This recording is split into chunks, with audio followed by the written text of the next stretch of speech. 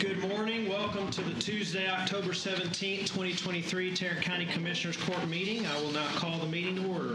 Timo Hare, County Judge. Present. Roy Charles Brooks, Commissioner Precinct 1. Present. Alexa Simmons, Commissioner Precinct 2. Here. Gary Ficas, Commissioner Precinct 3. Here. Manny Ramirez, Commissioner Precinct 4. Here. Constitution 4. Thank you. Today's invocation will be led by Mary Walls, the Community Life Pastor of Met Church in Fort Worth. Please rise for the invocation and our pledges. Good morning, Judge and Commissioners. Thank you for the opportunity to be here. I'd like to share a verse from Ephesians 3, and I pray that being rooted and established in love, that you may have power together with all the Lord's holy people to grasp how wide and long and high and deep is the love of Christ, and to know this love that surpasses knowledge, that you may be filled to the measure of all the fullness of God. Now to him is able to do immeasurably more than we can ask or imagine, according to his power that is at work within us. To him be glory in the church and in Jesus Christ through all generations, forever and ever. Amen. Let's pray. Heavenly Father, thank you for your favor and continued blessings you have given to Tarrant County, the state of Texas, and our great country, the United States of America. We humbly ask for your wisdom over all the proceedings today. We ask you, the God of all wisdom, to give the judge and commissioners guidance as they deliberate on items set before them. We ask you to give clarity and to show the best solutions that will bring about the best effective results for the citizens of Tarrant County. May Tarrant County continue to be a beacon, a light on the hill that takes care of those in need, takes care of those hurting, takes care of its children, and that all the people of Tarrant County will be blessed. Dear God, may your wisdom be applied today in every conversation, every decision, and may today's proceedings be righteous in your sight. Lord, we also lift up Israel and the conflict that's going on there, that your protection would continue to be there for the people. Lord, we also pray for Commissioner Simmons with the loss of her grandmother, that you would give her family extra grace and peace at this time as well. And we love you so much. Thanks for the blessings you give us each and every day. In Jesus' name, amen. Amen. Thank you. Please join me in the Pledge of Allegiance. I pledge allegiance to the flag of the United States of America and to the republic for which it stands, one nation, under God, indivisible, with liberty and justice for all. And now the Texas flag. Honor the Texas flag. I pledge allegiance to thee, Texas, one state, under God, one and indivisible. Thank you. You may be seated. Mr. Merritt, do we have any announcements for the agenda? Yes, sir. Good morning, Judge and Commissioners. Good morning, Commissioner Simmons. A couple of items here. We have a couple of items that we are going to hold until after closed session. Those items are F as in Frank, number 1, and H as in Harry, number 4. Those are under Section 9, Reports and Business. Also under Reports and Business, item A6, we're going to hold that item for a later date. And item N as in Nancy, number 3, we're going to hold that item for today. We will be bringing that back on probably November 7th as a receive and file item. All right, F1 and H4, we will come back and take action if necessary after closed. 9A6, 9N3 removed from consent altogether. Correct, and I have one other item, G2, that we are going to pull from consent because we have an audience participation form that showed up on that. And that's it, sir. Thank you, sir. All right, any announcements from Commissioners Court? All right, seeing none, we'll move to approval of the minutes. Do we have a motion to approve the minutes or any corrections? Move approval. Second. All right, and is this a motion for both the regular meeting and the special called meeting of October 12th? Yes. All right, and is your second the same? Certainly. All right, we have a motion and a second to approve the minutes for both meetings. Any discussion there? All right, please cast your vote. And if Commissioner Simmons, I guess we'll have her raise her hand if it's a, what do we do here? What's the norm? Just let her say aye. Okay. Just verbally identify what her vote is. Okay. Has she done that already? Aye. Aye. Okay. All right. There you And here we are. All right. Passes 5-0. All right. Next up, we have a proclamation section. The first proclamation is for Chiropractic Health Month. Commissioner Brooks. Thank you, Your Honor. This is Chiropractic Health Month. And I ask that the court adopt the following proclamation. And it reads, whereas approximately 20% of adults in the United States, 1 in 5, experience chronic pain lasting more than 3 months. And whereas new cases of chronic pain occur more frequently among adults than new cases of any other common chronic condition, such as diabetes and high blood pressure. And whereas musculoskeletal conditions, a common cause of chronic pain in the United States, are the result of more than 130 million healthcare visits annually, making these conditions the primary reason for physician visits. And whereas low back pain, a leading reason for prescribed opioids, ranks among the most common forms of chronic pain, with the number of people worldwide living with this condition projected to increase by 36% to 843 million people over the next 30 years. And whereas, according to the Centers for Disease Control and Prevention, 1 in 4 patients who receive recurring prescription opioids for non-cancer pain struggle with addiction. And whereas the American College of Physicians low back pain treatment guidelines promote the use of non-invasive, non-drug approaches, such as spinal manipulation, as a first line of defense against back pain before the use of pain medication and surgery. And whereas CDC's 2022 clinical practice guidelines for prescribing opioids promotes diverse approaches and varied pain management solutions, and specifically encourages the use of non-opioid, non-pharmacological therapies as a first line of treatment against subacute and chronic pain. And whereas doctors of chiropractic play a key role in helping patients manage pain and lessen their reliance on prescription pain medications with evidence-based, patient-centered, non-drug approach.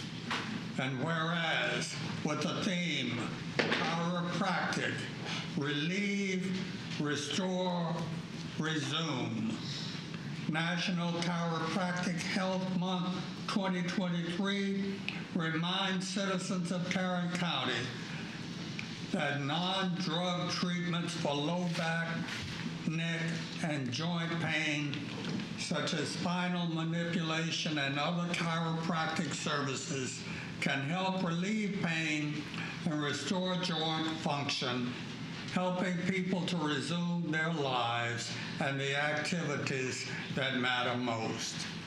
Now, therefore, be it resolved that we, the Commissioners Court of Tarrant County, do hereby proclaim the month of October 2023 as Chiropractic Health Month in Tarrant County, and hereby join the American Chiropractic Association, the Texas Chiropractic Association, and Parker University in its proclamation and recognition of Chiropractic Health Month. In witness whereof, we have hereunto set our hands and caused the seal of Tarrant County to be affixed this 17th day of October, 2023. And with that, Your Honor, I move approval of this proclamation. All right, and I'll second that. So we have a motion and a second to approve that proclamation. Any discussion? All right, for the four here, please cast your votes. Commissioner Simmons, please indicate your approval or disapproval.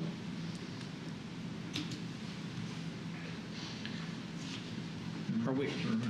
Okay, so is that good enough? Okay, all right. All right, passes unanimously. The next item. Wait. We have more to do. Here to receive this proclamation is Jeffrey S. Jenkins, Executive Director of the Texas Chiropractic Association. Jeffrey, would you please join me at the podium? And he's wearing his colors. You got to like it. I'm actually sitting in for Mr. Jenkins. Oh, okay. My name is Don White. I'm Dr. Don White, the current Secretary Treasurer of the Texas Chiropractic Association. Oh, well. And my wife, Valerie. Hello, Valerie.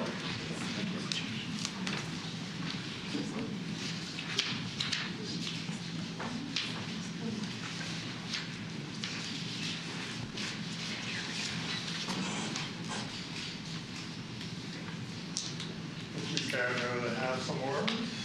Just thank you all. On behalf of chiropractors, our patients, and the people of Tarrant County, thank you for this. Thank you. Thank you.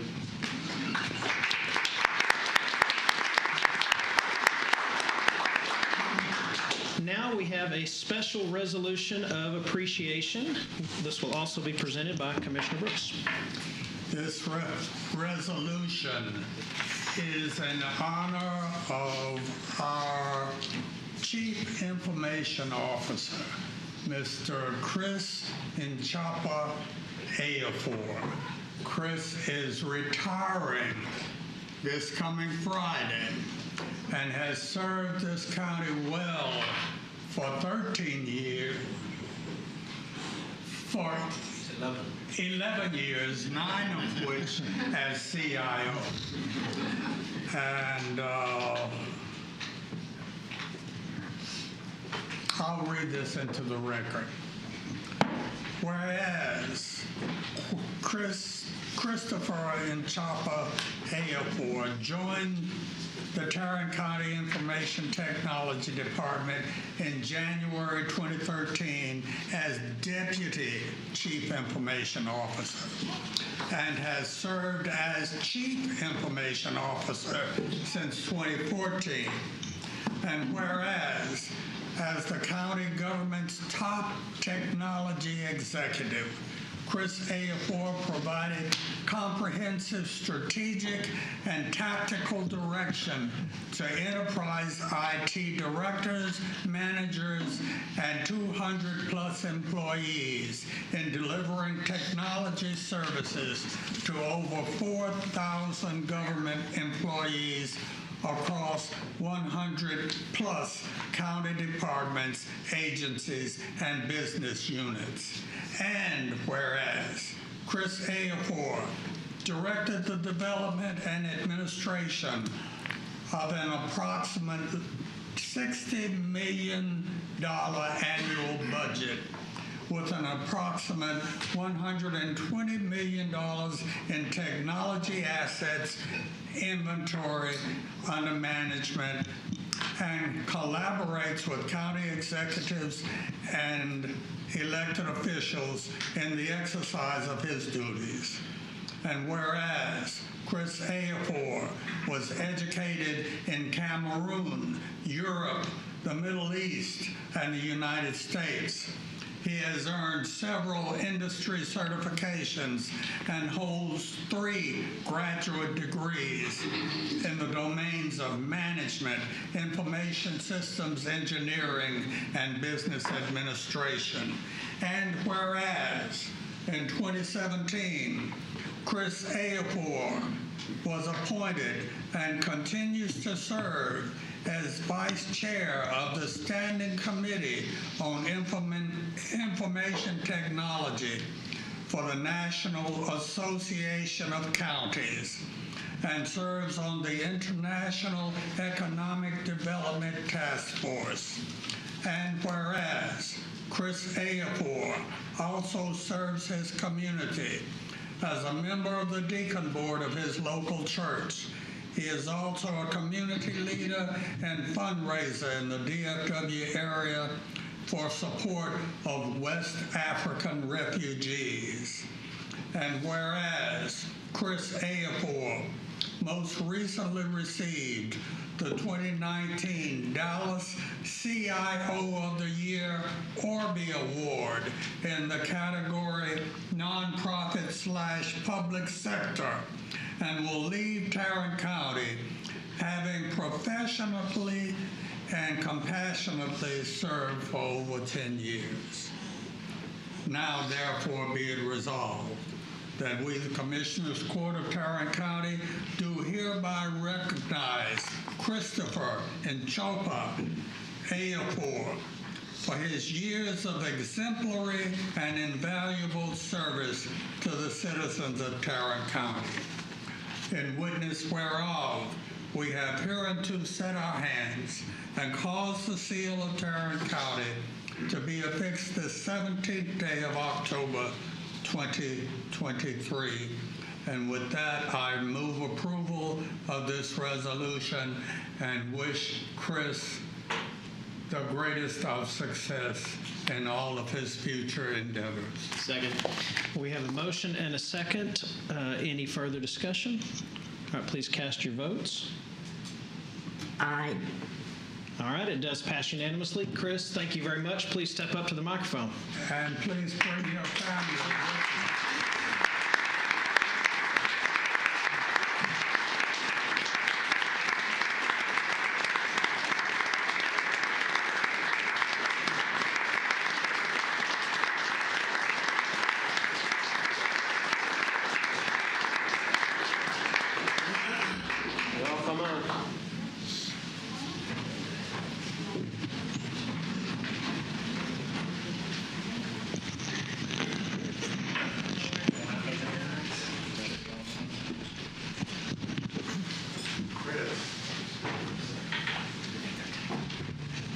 Thank you for your exemplary service.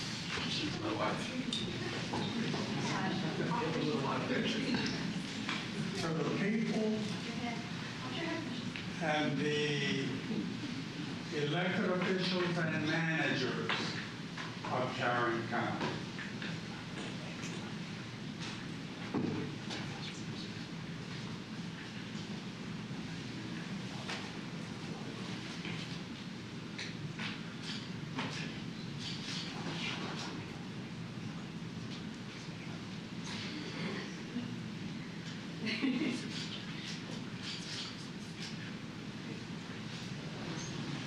Please have some words.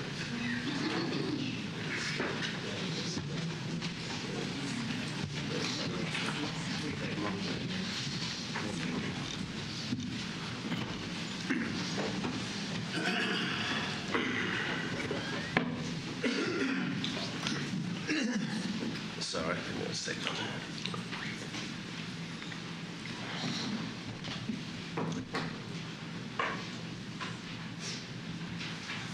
Your Honor, the County Judge, Commissioners,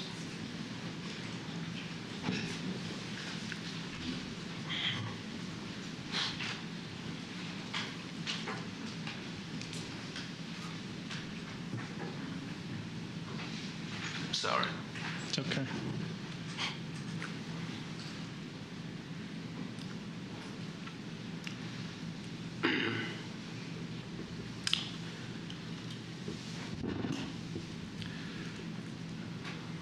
Court members,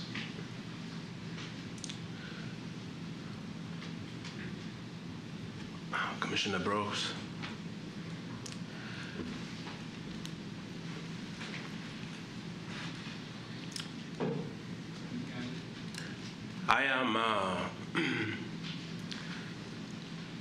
I am an unqualified man.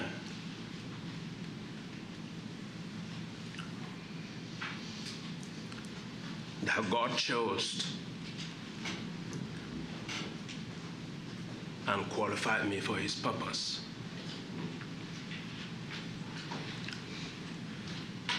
There are many people that are successful because they deserve it. There's a few that only succeed because they have God's favor. And I belong to that second category. All right. I don't deserve this recognition.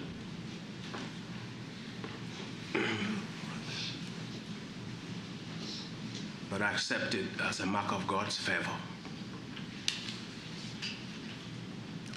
I dedicate it to the hardworking employees of the Information Technology Department of Tarrant County, because they did the real work. And the chair led them. I was a cheerleader. I'm a small boy that grew up in a small country in West Africa. And I first touched the computer keyboard in my senior year in college.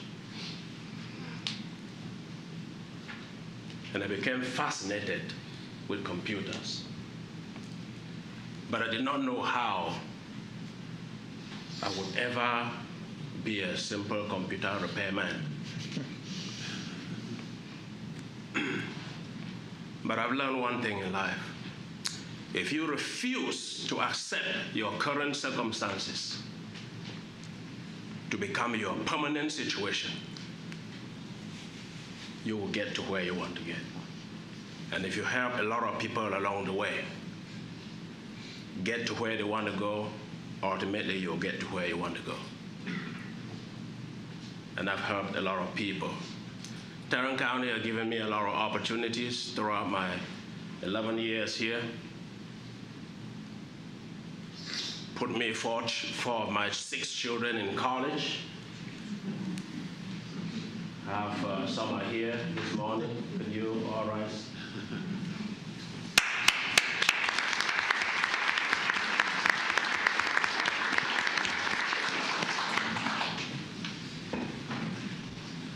And thank you, sir. And I am grateful.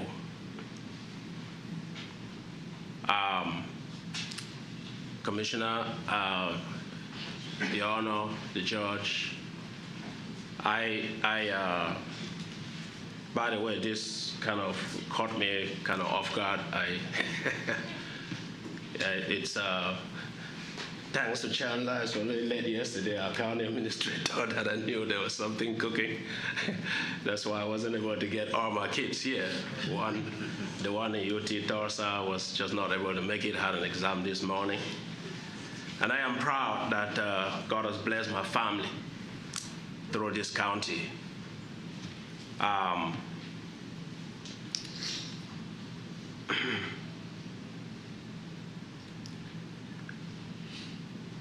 I received great messages, great congratulatory messages and everything.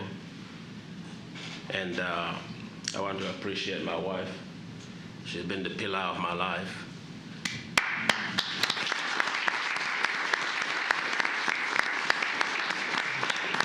She raised 6 children while I put in the 10, 14-hour work days in the service of the citizens and residents of Tarrant County.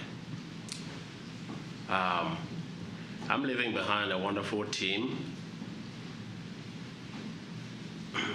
No one will notice my absence here, and the reason is going to be because I'm leaving behind a great team in IT.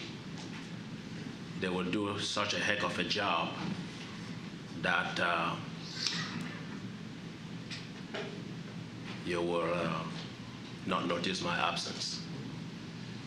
And I say it fondly, that a couple months after I'm gone, nobody remember the name of the last CIO.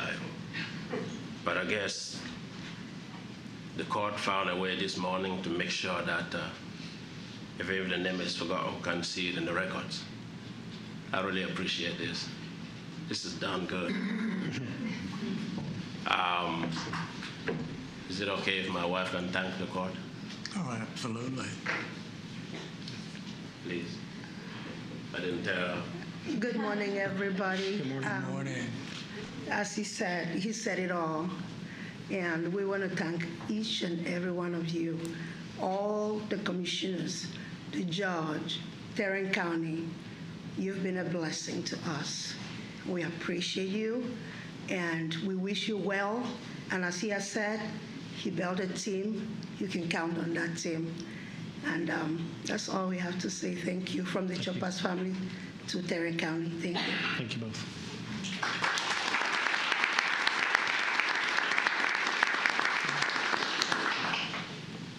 Court members, I'm going to get out of here, away here, so that the people's business can continue. I know many have asked me where I am going. I am going to go preach the gospel. I'm a pastor. And leaving this job here, taking another job, it would always look less. I could only accept that higher calling. And I want to thank you all.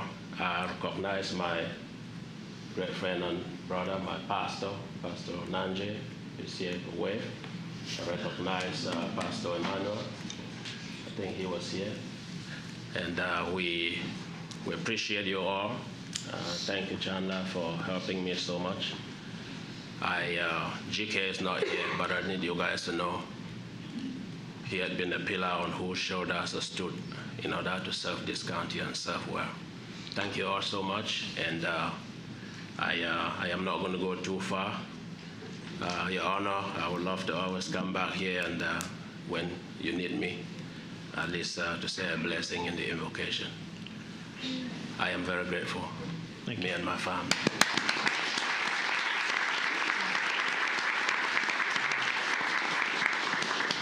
And Pastor Chris will be leading our next invocation on November 7th, so you have one more chance to say goodbye. All right, our next agenda item is another proclamation, and Commissioner Fickus will be handling this one. Yes, thank you very much. This is a special one for me because of my involvement with the hospital, but this is to Texas Health Harris Methodist Hospital, Hurst Bedford, on their 50th anniversary that they'll be celebrating on October 26th. Whereas in 1966, concerned citizens saw the need to formulate plans for a nonprofit community hospital for the Hurst Bedford area, which resulted in C.T. Beckham and Bob Fanning donating 20 acres south of the intersection of Texas 121A and Spur 350, wherein a groundbreaking for the Hurst Bedford Community Hospital took place on February 26 in 1970 and opened their doors on June 24th, 1973, with the first patient admitted on June 25th.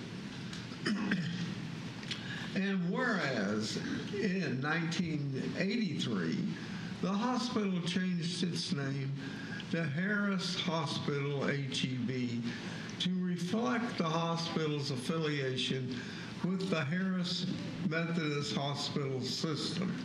And whereas in 1987, the Harris Fitness Center HEB celebrated its grand opening, followed by adding a comprehensive cardiac rehabilitation program, and in May opened the Northeast Tarrant County's first cardiac catheterization lab, followed by an open heart surgery unit the following year, and allowing patients to obtain all of their cardiac needs in one location. And whereas Harris Methodist HEB Hospital officially opened its Edwards Cancer Center in 1990, introducing radiation therapy and a cancer center to the area for the first time. And in 1991, Harris Methodist Springwood opened a two-story facility offering psychiatric services and chemical dependency treatment. Also in 1993, Harris Methodist HEB opened a 70,000 square foot ambulatory care center, making it the first standalone outpatient surgery center at a hospital in Tarrant County. And whereas the Surratt Women's Center at Harris Methodist HEB, devoted exclusively to the obstetrical and gynecological needs of women, opened in 2000 with 12 labor and delivery and recovery suites and 36 new rooms, made possible by a generous gift from Don and Gloria Surratt. And whereas Texas Health Harris Methodist Hospital HEB welcomed the next generation of physicians in 2022 through a new graduate medical education program in conjunction with Texas Health Presbyterian Denton. And in 2023, they received the designation of the Magnet Recognition Program, which is considered the gold standard of nursing excellence. Now, therefore, be it resolved that we, the Commissioners Court of Tarrant County, do hereby proclaim October 26, 2023 as the Texas Health Harris Methodist Hospital Horseshoe Bedford 50th anniversary celebration, who are still committed to providing Northeast Tarrant County with a patient and family-centered approach to care, offering complex treatments and medical advancements in a variety of services. In witness whereof we have hereunto set our hand and caused the seal of Tarrant County to be affixed this 17th day of October 2023, and I would like to move for approval. Second. All right, we have a motion and a second. Any discussion on this? All right, please cast your vote. Aye. All right, it passes unanimously. And we have with us this morning, we have Satay Modi, who is with the hospital, and I'm going to bring this down.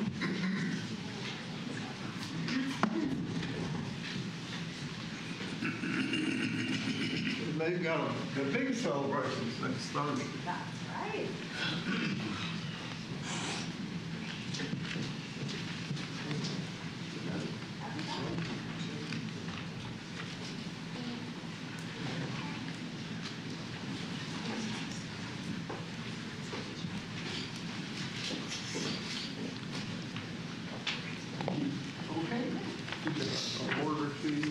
Sure.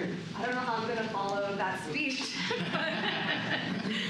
I'm glad that you had a chance to read out the history. And this hospital actually started as an idea of 25 citizens within Tarrant County who decided they were not going to accept the current circumstance where we do not have access to quality care close to home, came together and built this. And we have grown so much over the past 50 years, and that is because of the support of the community that we are blessed to serve. So thank you all for recognizing and honoring this today. Thank you. Thank you.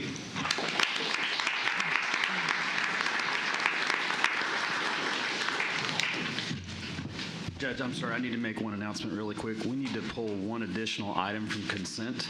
It's 9L2. So if we could pull that from 9L2. consent too, I'd appreciate that. Thank you, sir. Okay, next up is approval of the consent agenda as amended. Removed from the consent agenda is 9A6, 9N3, G2, and L2. Any questions on this rather lengthy consent agenda, or do we have a motion to approve as amended? As amended. Second. A motion and a second to approve as amended. Any further discussion there? All right, please cast your vote. Aye. All right, it passes unanimously, which brings us to 9A something another, 9A1. All right, 911 Emergency Assistant District's proposed fiscal year budget. Commissioners, good morning again. We're looking to have the Commissioners Court approve the Tarrant County 911 Emergency Assistance District's proposed budget for fiscal year 24. Move approval. Second. All right, we have a motion and a second to approve the Tarrant County 911 Emergency Assistant District's fiscal year 24 budget. Any discussion? All right, please cast your vote. Aye. All right, it passes unanimously.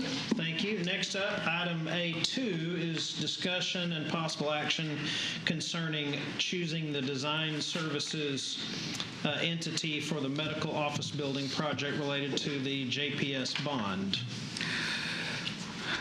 Thank you, Judge.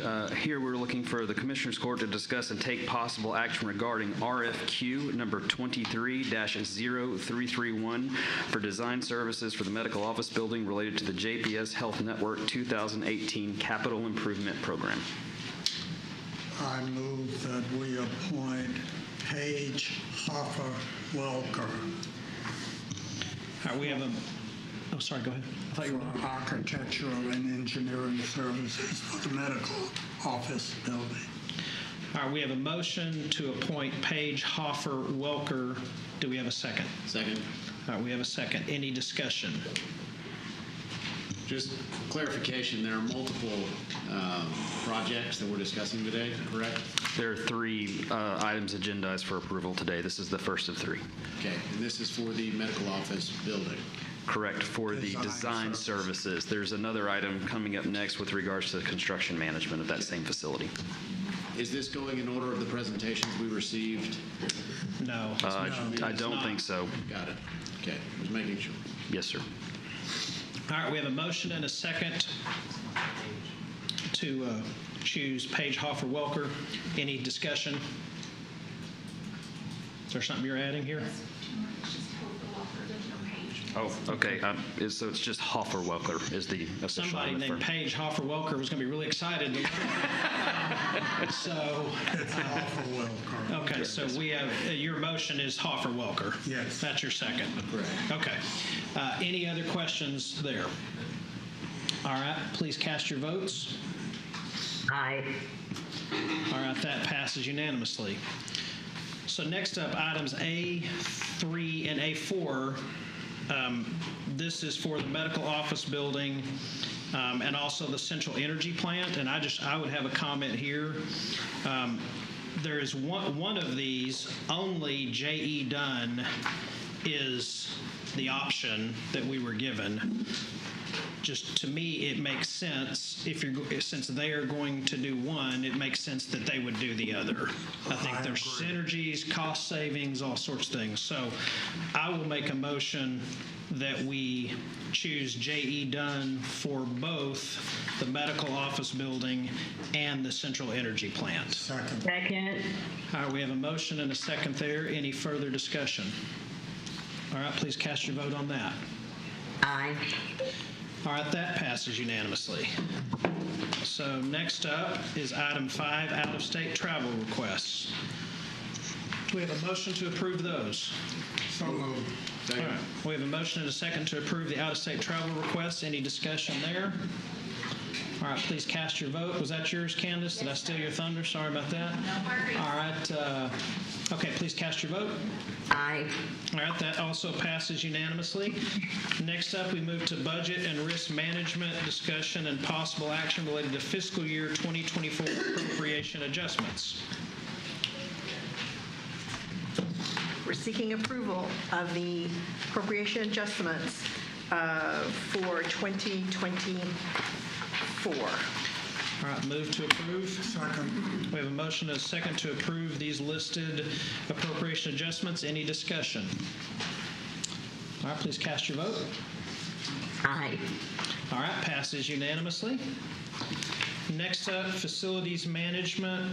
This is a professional services contract with Komatsu Architecture for architectural engineering services for the Cold Springs Jail renovation project. We do have one speaker for this, Mr. Amador. Thank you, Your Honor. Good morning, members of the court. We are seeking approval of professional contract with Komatsu Architecture for architectural engineering services for Cold Spring.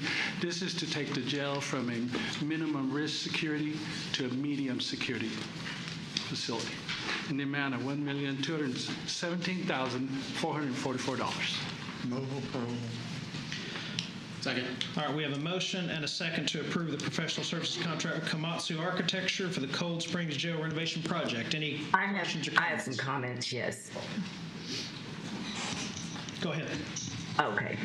So I will be voting against this for two reasons. First, as I've clearly stated in voting against the Garza contract, until it is proven to us, that we have done everything within our power to reduce our current jail population, I won't be voting for further expenditures of taxpayer money on jail expansions or private prison contracts.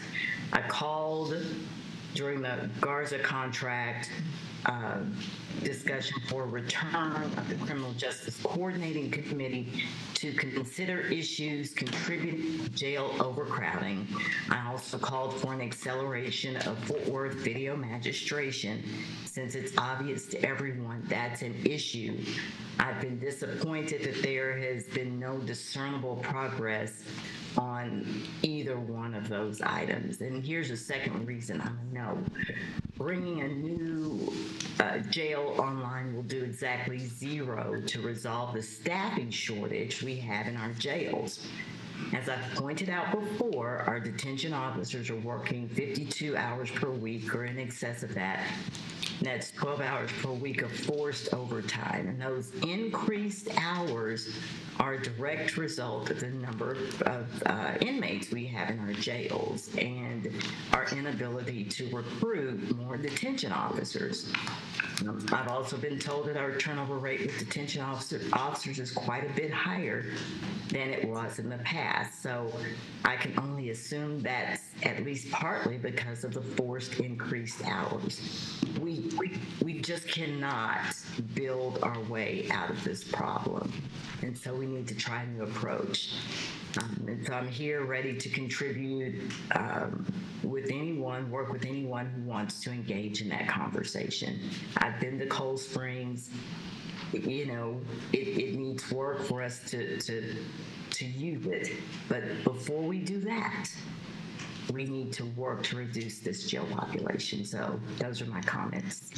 So, court members, if I may just make one comment really quick. Commissioner Simmons, with regards to the Criminal Justice Coordinating Committee, staff was receptive to those comments, and we're actually working to set up our first meeting before the end of this month to reconstitute that committee and get it going again. So that's in the works right now. Well, that's good to hear. I had not heard that. Yes, ma'am. All right, any other questions or comments related to this professional services contract? All right, seeing none, we do have a motion and a second. Everyone, please cast your... Sorry, we have an audience Oh, that's right, we have a participation speaker. Thank you for reminding me. Yes, sir. Gerald and Jackie Cox is our speaker. Is she here? Is she in the back? Okay. I don't see her. Okay, so I guess we do not have a speaker. So we have a motion, we have a second. With no further discussion, please cast your vote. Nay. Okay, it passes 4-1. All All right, next up is item G2, which is an item that was removed from consent. And that item is approval of a change order to the Falkenberg Construction Company construction services contract for the Mental Health Jail Diversion Center renovation project. That is correct, Your Honor. It's change order number 1 to the Falkenberg construction contract, and it's for casing of the piers. When the construction team started drilling the piers at 30 to 40 feet below the surface, they encountered water. So what happened is our geotech report showed that the water tablet was lower, the water table was lower, and during the time frame between our report, construction, the water table changed. This is common, so that's what this change order is for. All right. Move approval. We have a motion to approve. We have a second. We have a speaker. It's also Ms. Cox. Is she shown up in the last minute and a half? Okay. All right. Seeing none, any further comments, questions, or discussion? All right. We do have a motion and a second. Please cast your vote. I think we have another speaker, sir. That was G2. That was our only one, unless you're seeing something I don't have. No, it must be a different one. Okay. All right. Go ahead and cast your vote. Ms. Simmons? Aye. Aye. Okay. This one passes unanimously. Thank you, Mr. Amador. Move to receive and file personnel agenda. Record pace. I'll second. We have a motion and a second to receive and file the personnel agenda. Any further discussion? All right, please cast your vote. Aye. All right, it passes unanimously. Next up is external lateral transfer officer policy revisions, the Sheriff's Office. Yes, good morning and thank you for approving that item. So this is just a follow-up, maybe is the right term. The court Commissioner's Court adopted a policy in 2021 that allows the Sheriff's Department to bring in what they're referring to as a lateral transfer. And specifically, as outlined in the policy, what the Sheriff's Office has been allowed to do is to bring in detention officers and patrol deputy sheriffs into the organization and pay them at a rate that's commensurate with their experience. And so this was done in an effort to fill some of our detention officer and deputy sheriff positions. To date, we've hired a total of 12 under this policy, so we are having some success. So the request for the court today is an expansion of this policy, and the expansion would include 911 dispatchers. We're having difficulty recruiting and hiring dispatchers, as well as deputy sheriffs just generally, not just patrol, but all deputy sheriffs. So that's the request before the court today. Move for approval. Second. All right, we have a motion and a second to approve these policy revisions. Any questions, comments, or discussion? All right, seeing none, please cast your vote. Aye. All right, it passes unanimously. Next up, item 3, the revised holiday schedule. Yes. So the Commissioner's Court may recall in June of this year, you all approved our holiday schedule, and we're all excited about that. So that information was distributed to all departments and all employees. I think that the discussion today revolves around the Christmas holidays, as I understand it. So what the court approved, you may recall, this year Christmas is on a Monday. And so what the court approved was the Friday before and Christmas Day. So that's what's been approved. That's what's been communicated.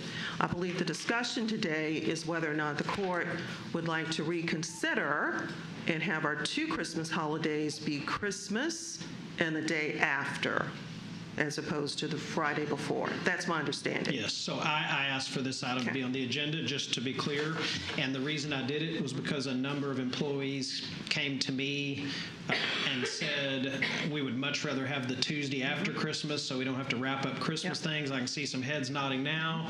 So after some asked me that, I then went and started asking others what they thought, and every single one I've asked so far has said the same thing, that they would rather have the 26th off.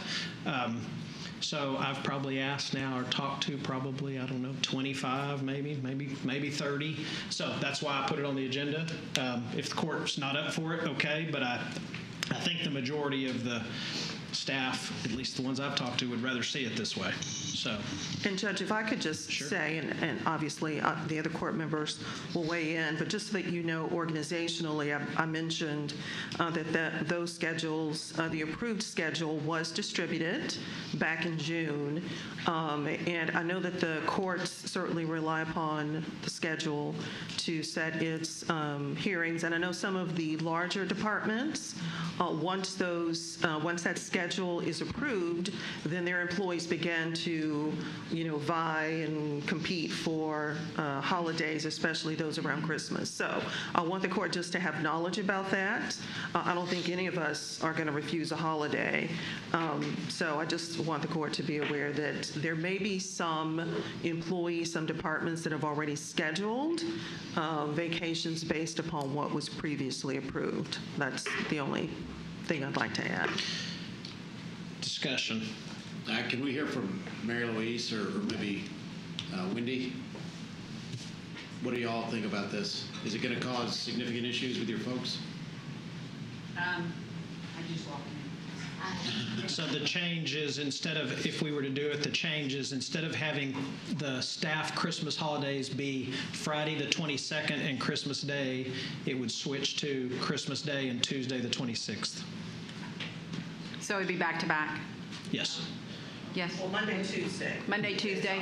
As opposed to Friday, Monday. As opposed to Friday, Monday. Oh, yeah, absolutely. Monday, Tuesday is better for our staff. Just to know if you might have some employees that have already scheduled vacations. Have you already had anyone that has scheduled vacation that it would create a problem for them? It's pretty skeleton around that time. It really is. In my government. I don't know about hers, but in my government, it's pretty skeleton with business, so we can absolutely absorb that. I don't see that being a problem. Around our office, so we're collecting a lot of money during that time. So we do have some blackout dates, but we do encourage our staff to ask off as early as possible.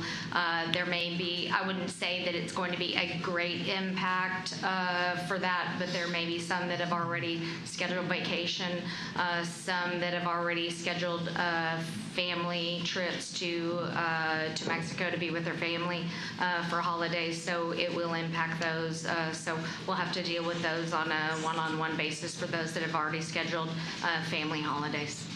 Okay. I would urge compassion. I understand. Well, I know that would work out better for my maintenance folks if we did Monday, Tuesday. I agree. All right, just so for the record, the 26th of December is a holiday throughout the United Kingdom. It's called Boxing Day. Well, I will then make a motion that we revise the 2020, I guess we call it the fiscal year 24 holiday schedule, to take away the Christmas Eve holiday from the 22nd and make it the Tuesday the 26th. Second. All right, we have a motion and a second to revise the holiday schedule. Any further discussion? All right, please cast your vote. Aye. All right, passes unanimously. Thank you.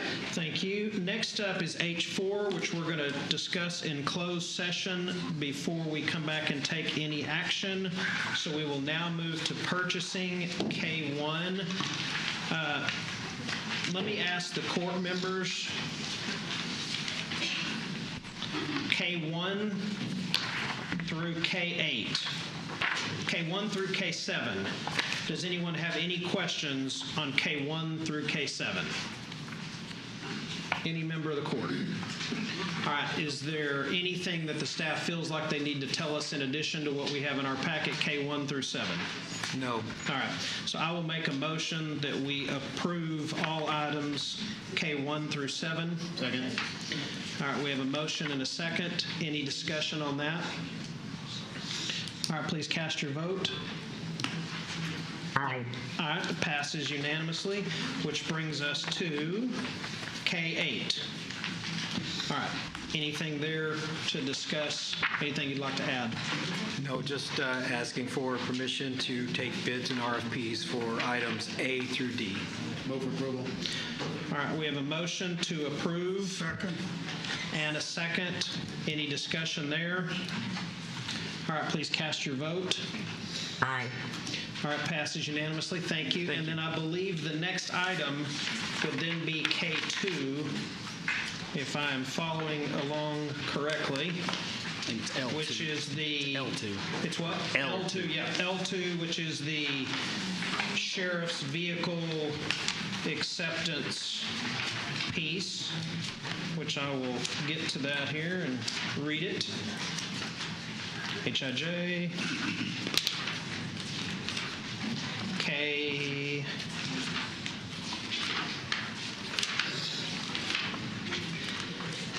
All right, item L2, acceptance of a forfeited vehicle to be placed in service by the Tarrant County Sheriff's Office.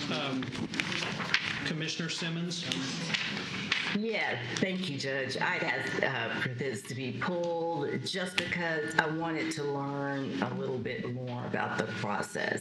And I appreciate the Sheriff's Office yesterday sending a contact to reach out to.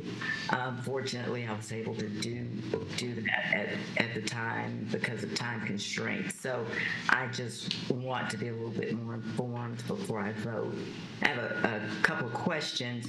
Can someone from the Sheriff's Office or whomever explain to me a little bit about the process of how a vehicle is forfeited? Yes, ma'am. I don't know if you can see me. This is Chief Gabbert with the Sheriff's Office. The vehicles often go through forfeiture process once they are seized in a scene, like a crime scene regarding drug forfeiture, monies, property, that sort of thing. Then they go through a court process, and the vehicles are awarded or they're sent to auction. Those are generally the type of situations that we deal with. This vehicle was actually awarded to us. We're asking that it be put into our fleet to be used for community relations, crime prevention, into our SCOPE program.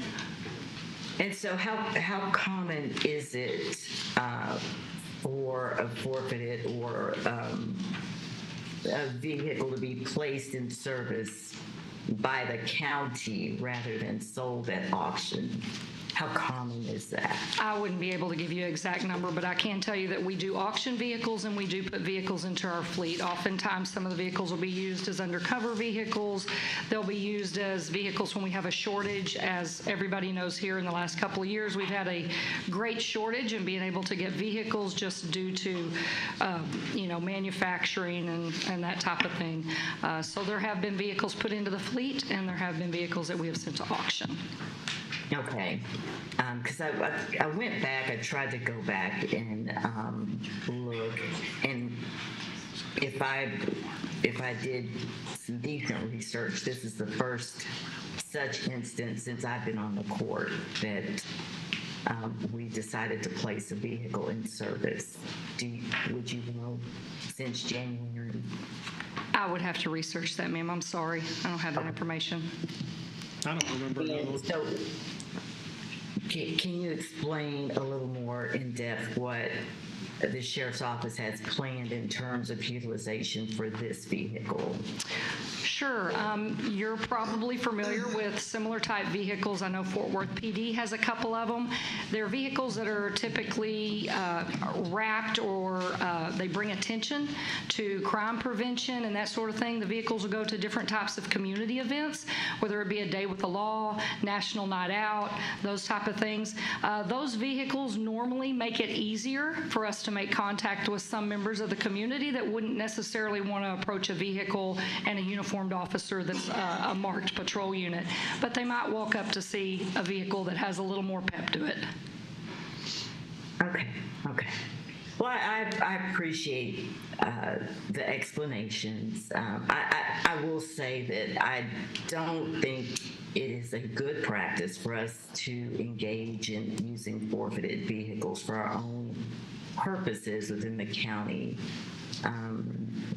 It strikes me as a bit problematic and risking public trust when a vehicle which is forfeited due to a crime being committed is then later seen driving around with a county stamp on it or brand. I'm open to voting for purchase of a vehicle if required for the same purpose, but I just don't think we should see forfeited vehicles as an appropriate supply chain for county operations. Yes, ma'am. This is my thought. I appreciate you, though, for answering those questions. You're welcome. In this particular case, just a little more information on it. This vehicle was seized from a drug dealer, and we will be using that as part of our message regarding this vehicle. Okay. Thank you, ma'am. Yes, ma'am. All right. Any other questions or comments on item L2? Move for approval. All right. Second. So we have a motion and a second to accept the forfeited vehicle to be placed in service by the Tarrant County Sheriff's Office. Any other questions, comments, or discussion? All right. Please cast your vote. Nay. All right. It passes 4-1. Which brings us up to O1, the County Judge and Commissioner section. First up, an interlocal agreement in Precinct 4.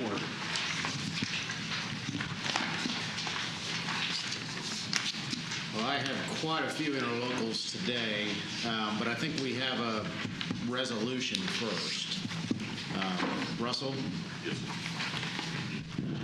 Did I miss something? No, it's It's agendized as a sub-item. It's in the section, but it's... Oh, gotcha. Yep, I gotcha. Thank you. Good morning, Judge and Commissioners. Based on feedback from last Commissioners Court meeting and speaking with Commissioner Ramirez, we have before you a resolution opposing the Silver Creek Recycling Center. This was based on a public speaker from last court meeting. BAP Kenner Landfill Incorporated has a permit that's currently pending for TCEQ that would, they already have an established permit for a landfill on the site. This would be an additional permit for a Type 5 recycling center that would be on the, I believe it's the northwest corner of the site. There's significant community opposition to it, and this resolution would express the Commissioners Court's opposition to it if that's how you would like to vote. And with that, I'm happy to answer what questions I can. All right, any questions or comments? Did you say there was a public hearing on this? Yep. Yes, sir. I believe there's a public hearing. Chairman Guerin, or Speaker Guerin is working to, office is working to get that scheduled. I don't have the exact date. So we've got it scheduled December 5th at Brewer High School. Both myself and Speaker Guerin have already submitted personal comments to TCEQ opposing this development. I have done the same. It would have significant impacts. We maintain, the county, we maintain the roads leading to this landfill. They're already in disrepair with the increased vehicular traffic. This would only exacerbate that, plus the environmental concerns.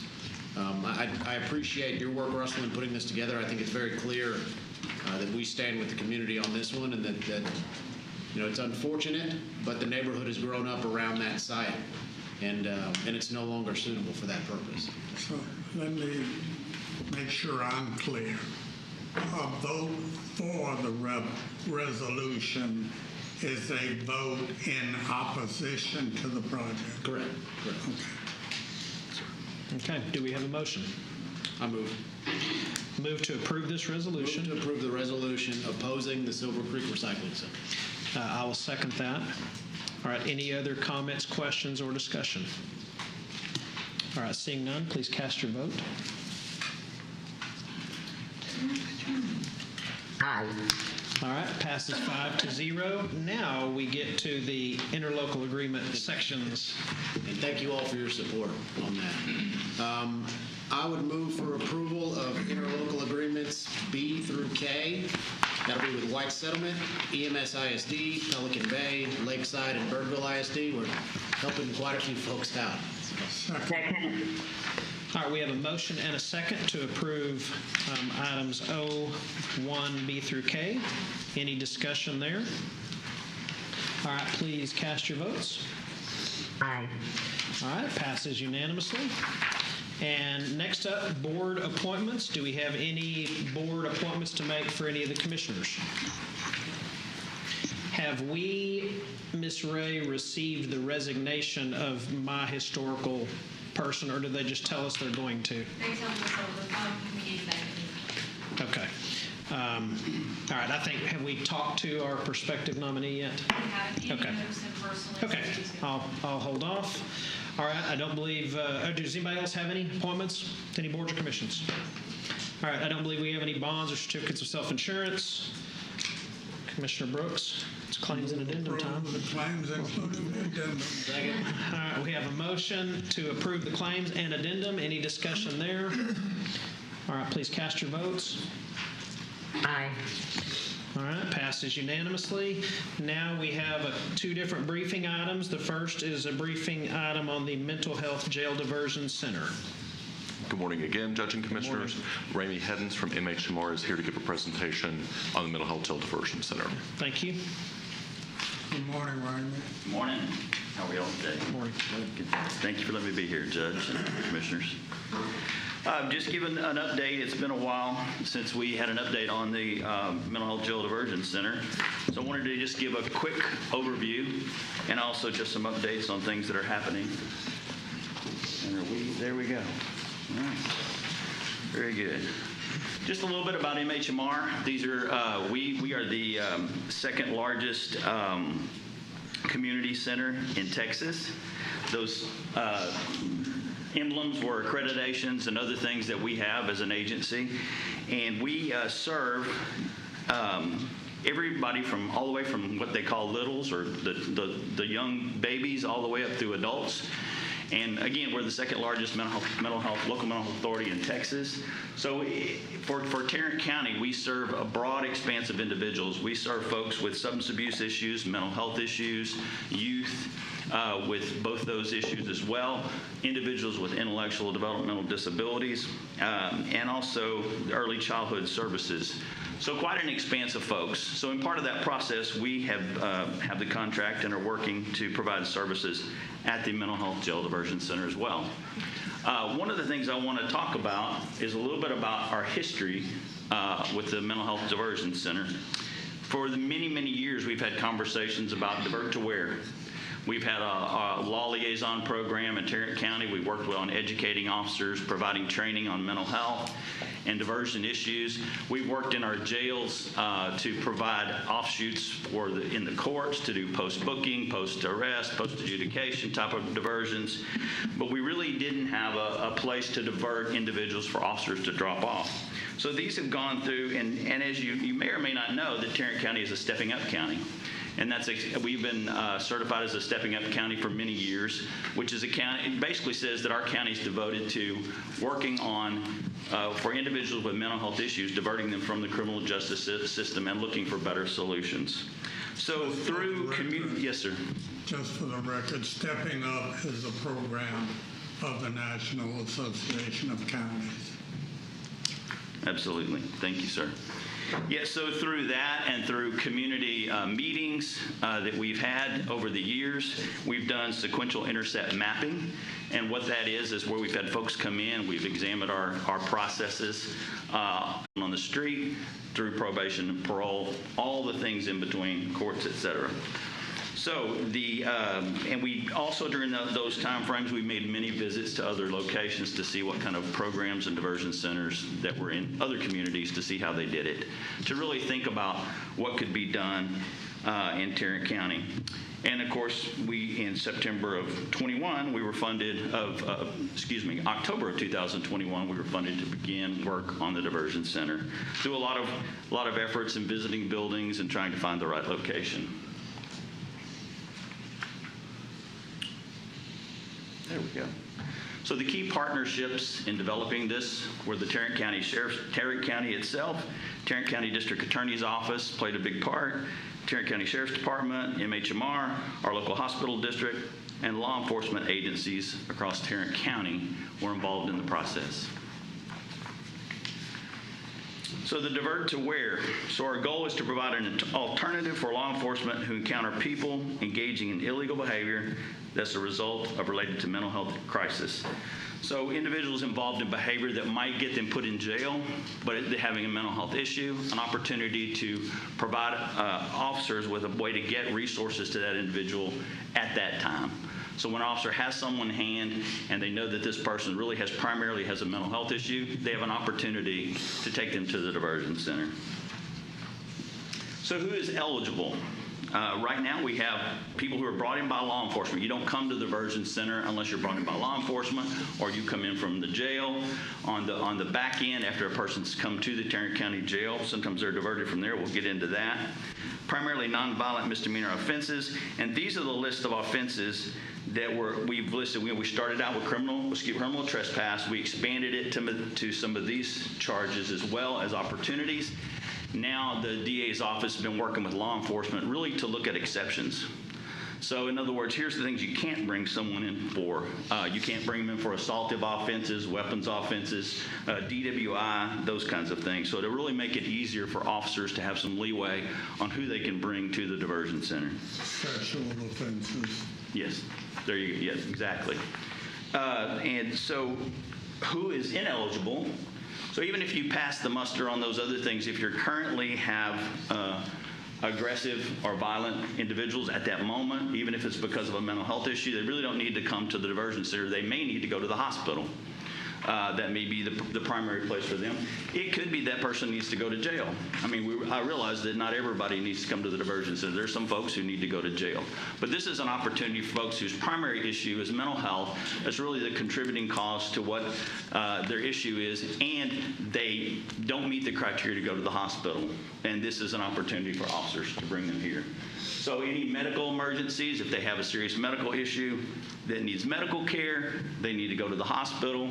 And no patients experience mental health crisis that require emergency care. So if you're a danger to yourself or others, you need to go to the hospital, not the diversion center.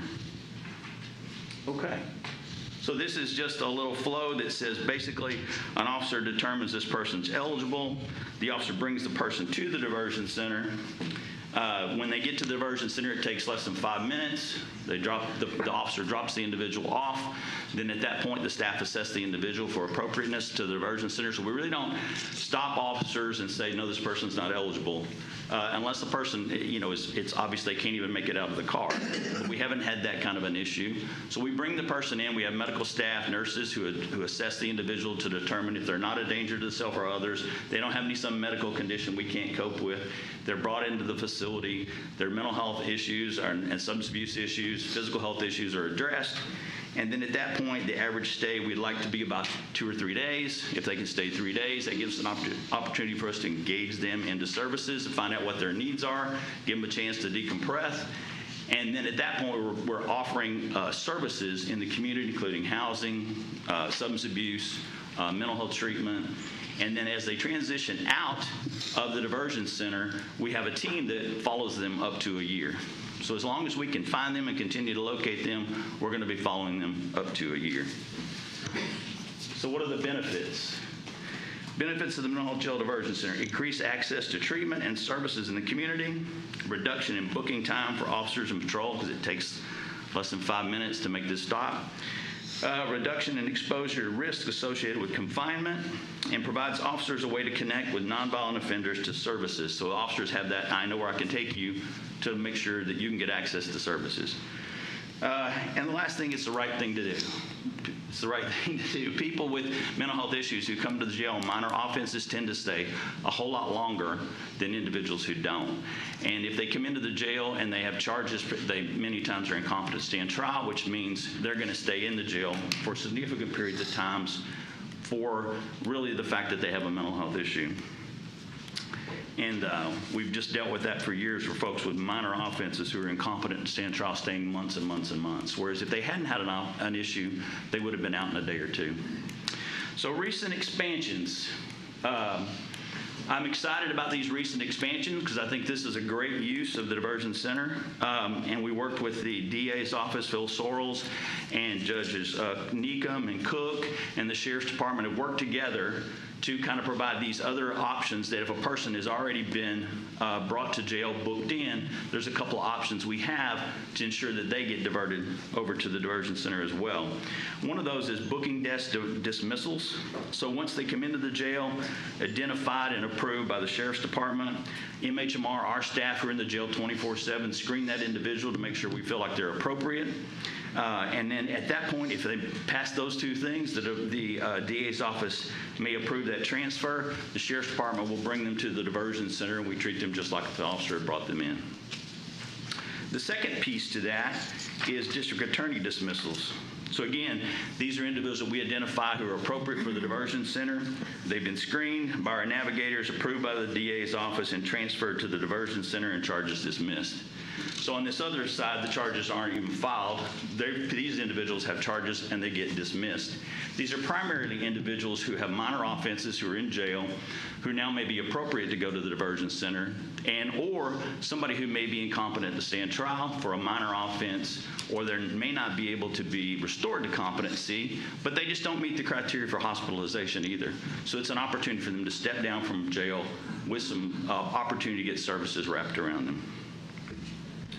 Good news is the numbers are going up. We have gone up to, we had 100 in August at the diversion center, which is a significant increase and improvement. Capacity. What could we be doing? We have 40 beds available for individuals to be filled.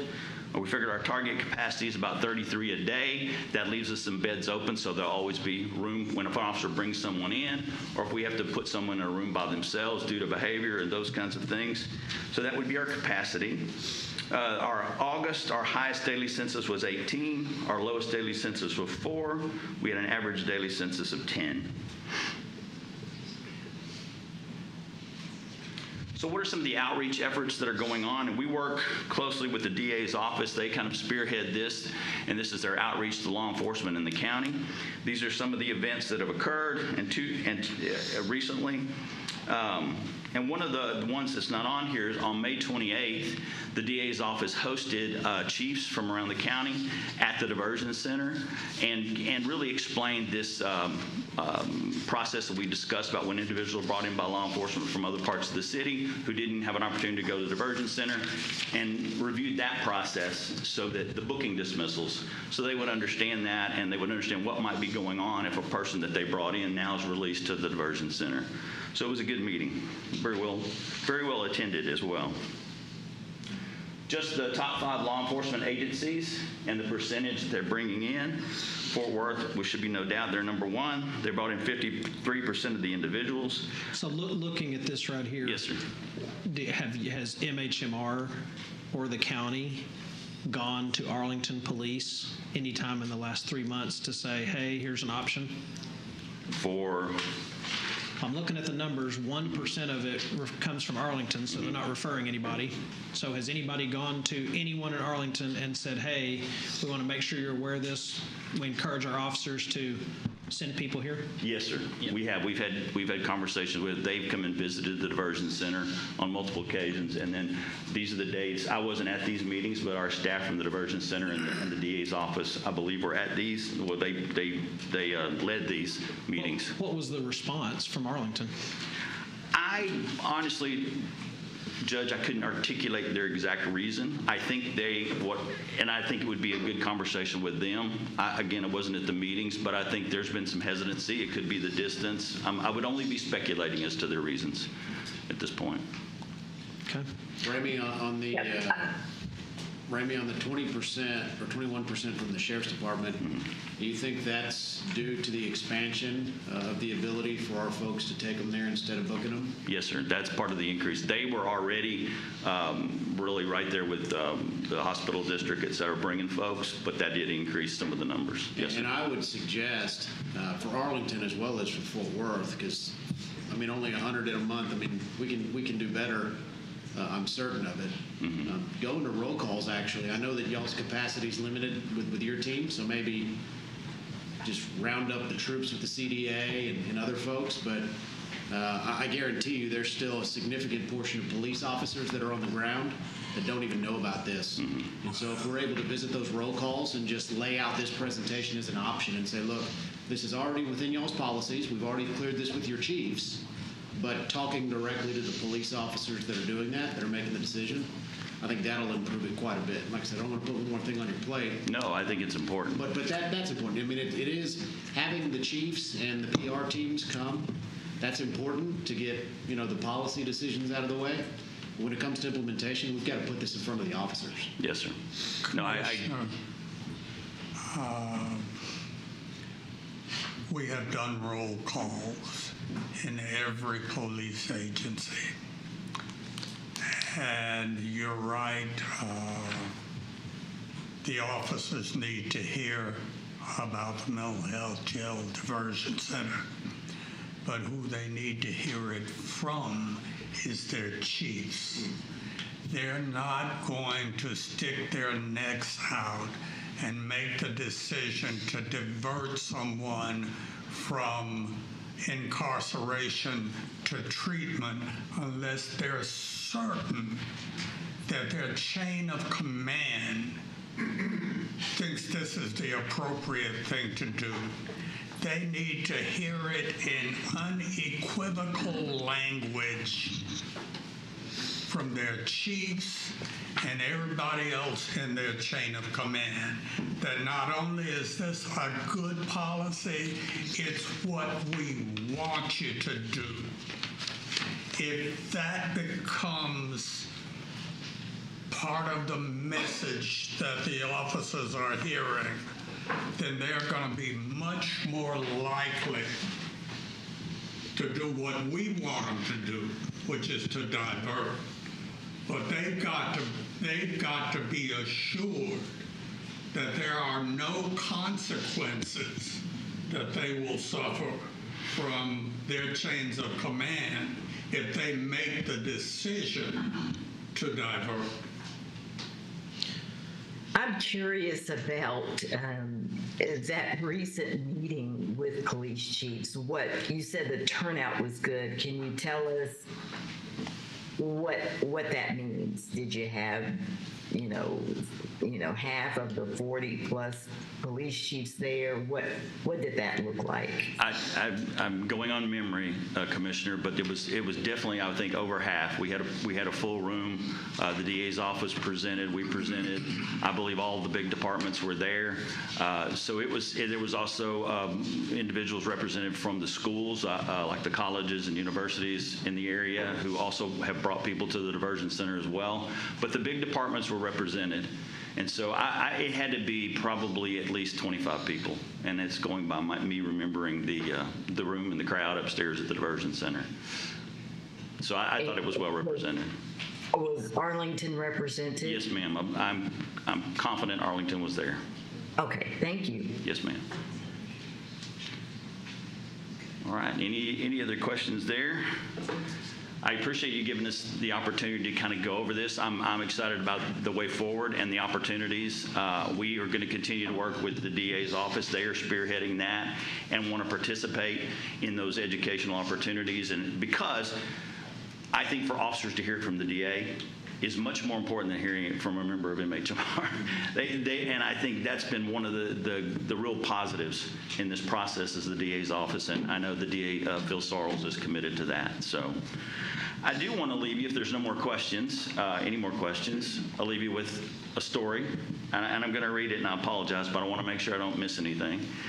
One of the residents, the guest, DeAndre, he came to the Mental Health Jail Diversion Center. At that time, he was hesitant to talk to staff about his current situation. DeAndre didn't know where his life was headed, but knew he wanted to change. Our peers, case managers, patient care technicians began to engage and connect with him. After a few days, DeAndre opened up and expressed his short-term and long-term goals. He indicated he was going through turmoil and prayed that God would give him a blessing. The MHML Jail Diversion Center was his blessing. This is according to DeAndre.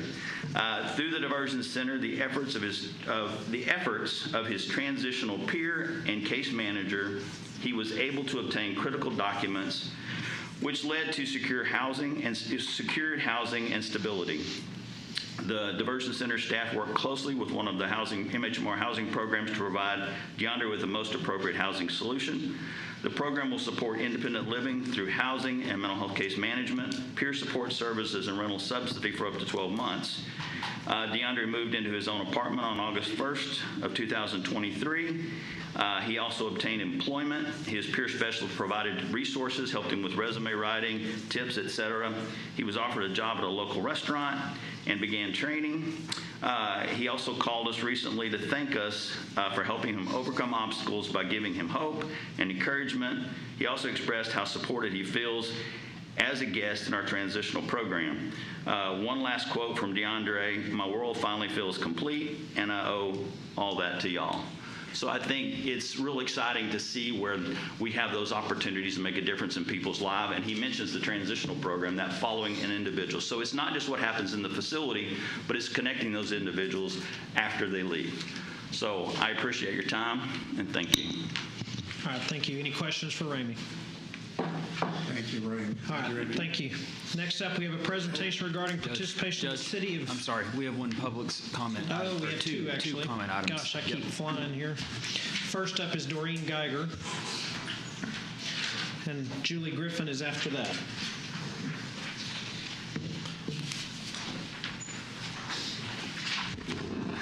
Judge and Commissioners, thank you for this opportunity for me to stand in support, full support of the Mental Health Jail Diversion Center.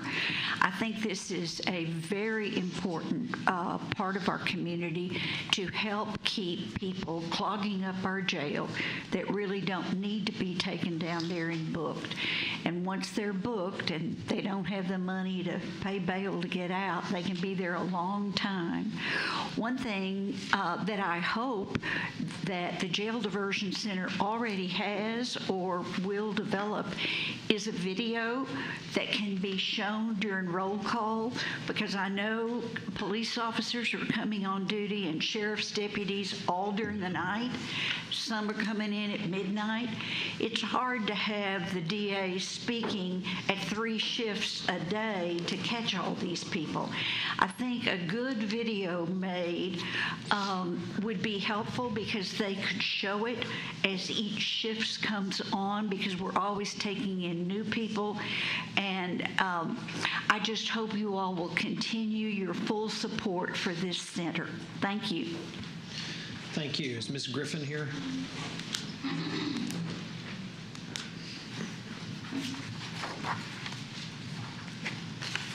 Judge, Commissioners, thank you for letting me speak today.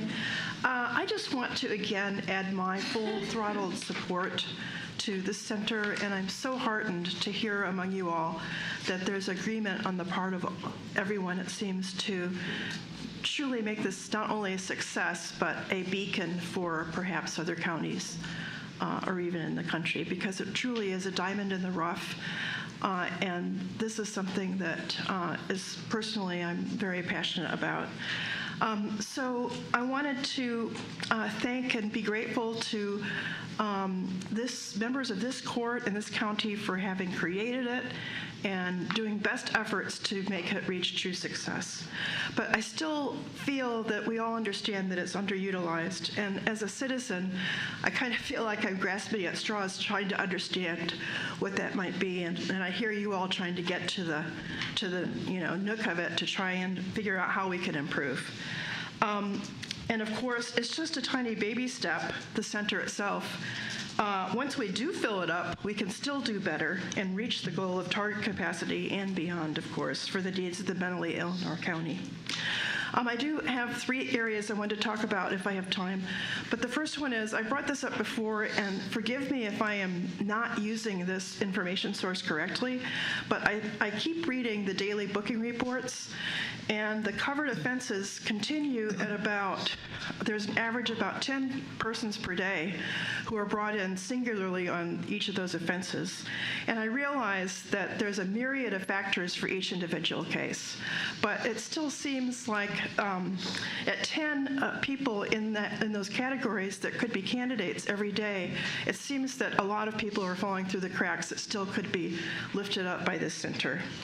And I understand about this whole issue about the discretion of the police officer, and we're trying to figure out ways to perhaps change the culture, send the message down from the top.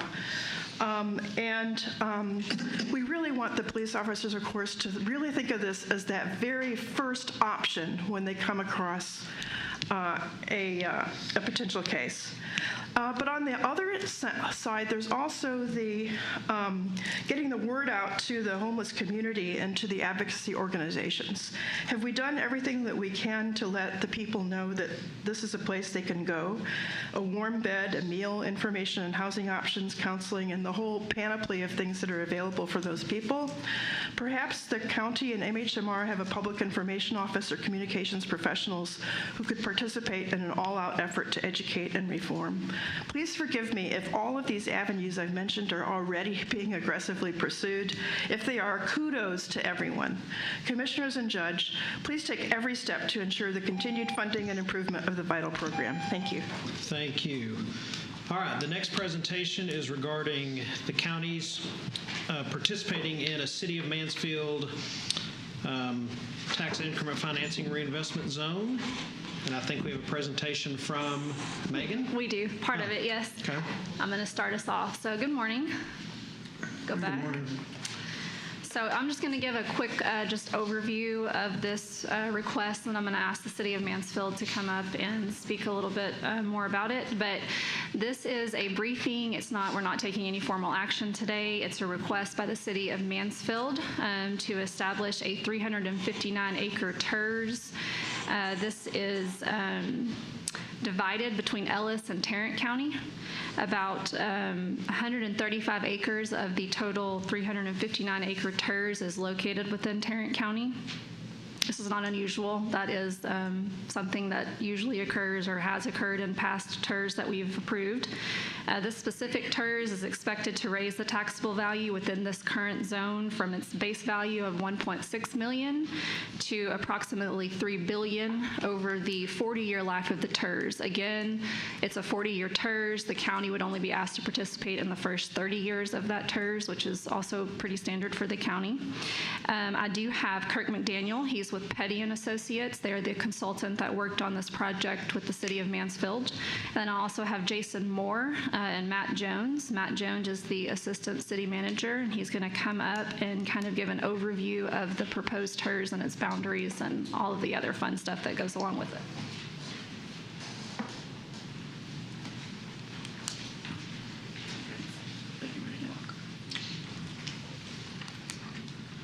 Judge and Commissioners, thank you for your time this morning, still this morning, I believe, for letting us bring this project to you for your possible future consideration. We heard during the invocation today that we're all here to make Tarrant County the greatest place in the Metroplex, if not the state, to live, work, and play, and we're bringing forward a project for your consideration today that I believe touches on all of that. So as Megan mentioned, this is a development that we're calling Harvest Point. I'll get to where that falls within the City of Mansfield here in a minute. It is in our corporate limits. It is a mixed-use project. We've worked over the last couple of years with several property owners and different developers to curate a development plan that we're very excited about that has sports, hospitality, different residential components, commercial, and as Megan said, it sits on about 359 acres. Also see a lot of parks, open space, and trails that go throughout the system. We'll also mention that this is a future commuter stop. We've been working with COG, and this has been designated as a commuter rail station that would actually make its way into downtown Fort Worth in the future in COG's 2040 plan. So you can see the boundary of the TERS number 4 here in the red. Highway 360 is that the highway that sits on the left side of the project that runs just on the west side of the project there. And then the white dotted line is actually the Tarrant County and Ellis County boundary. We'll get to the land plan here in a few moments, but just for your reference, most of the mixed use and entertainment and the stadium project falls within inside Tarrant County. So this is the master plan. It's worth mentioning that while we feel this is a valuable project, a few years ago a logistics and distribution center was proposed on this same acreage, and that would be a taxable value of about $300 million. The council at that time thought that there was a higher and better use for this property along Tollway 360, and that's the project we bring before you today. As Megan mentioned, that this is now a $3 billion project. project in the works, and so we feel that added value is something that would be good for Mansfield and Tarrant County alike. So you can see it offers about 750,000 square foot of office space, 250,000 square feet of retail and food and beverage. We have an entertainment component. You'll see different multifamily and single-family residential, so it has different offerings for that, including a hotel that we believe is in the ballpark of 250 or 300 keys. We would have a conference center and also a performing arts center. So this falls just south of the railroad tracks and three of our current public partnerships, Big League Dreams, Hawaiian Falls, and Mansfield National Golf Course. So it's already an entertainment district. We're just looking to expand on those opportunities. So with that, I will ask Jason Moore, our Executive Director of Economic Development, to walk you through the specifics of the project. One question. Yes, sir. Which railroad? That's a Union Pacific. Union Pacific? Union Pacific. Yes, sir. Is there not grade crossing there, or is there already? There are, yes. Are y'all planning on closing those, or? No, sir. They would remain open. No bridges or tunnels in the plan? Not currently, no, sir. We were working to actually relocate the existing Nat grade crossing and turn it into a silent crossing, and that would be along Heritage, which is that secondary north to south.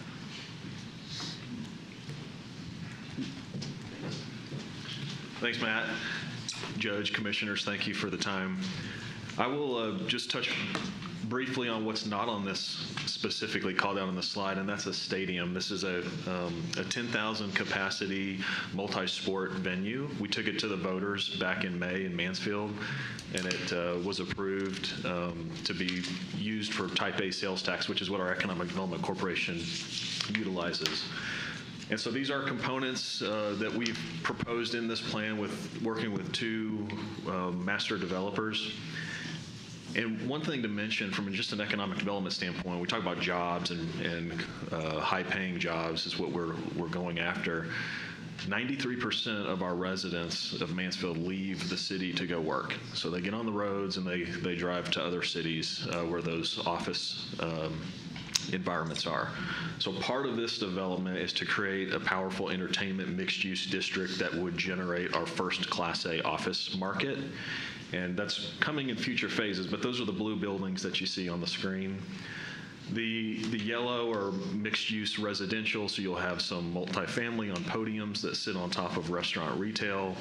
If you're familiar with the Frisco, the Star in Frisco, where they have sports medicine integrated into those vertical mixed-use components, that's what we see next to this stadium taking place. The actual sports teams that we are working with, the operator on, are a USL league team, as well as some other rugby and lacrosse and some other sports that are not currently served in this market. The entertainment component of this, which just sits, you can see the stadium on the screen just south and west. That's a hotel and conference center and performing arts center that would be a component of this project. And that's really where that Tarrant County boundary line goes east and west, right at that performing arts center.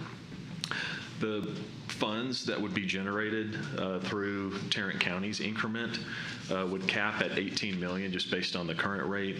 We'll be updating these charts with the actual tax rates if the county chooses to participate. In that development, the Tarrant County increment is about 1.2 to 1.4 billion out of that 3 billion total that Matt mentioned.